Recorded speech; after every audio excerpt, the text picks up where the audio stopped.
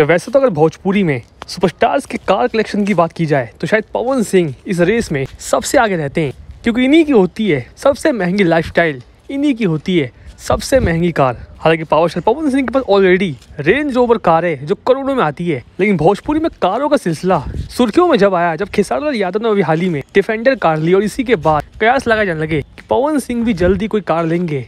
और इसी के बाद होना क्या था, पवन सिंह ने रेंज रोवर की टॉप मॉडल टेस्ट किया और अब फाइनली खबर आ रही है कि पवन सिंह जल्दी मर्सिडीज की टॉप मॉडल गाड़ी दे सकते हैं।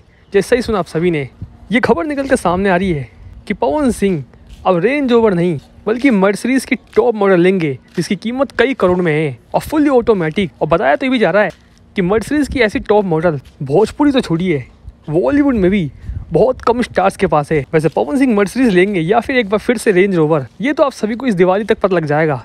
वैसे आप सभी क्या चाहते हैं, पवन सिंह कौन सी कार ले? और आप सभी का ऑप्शन है रेंज रोवर, मर्सिडीज या फिर रोल्स रॉयल्स। कमेंट बॉक्स में बताइएगा और सिर्फ खबरों के लिए चैनल में बने रहिए। मिलते हैं नेक्स्ट वीडियो में। धन्यवाद।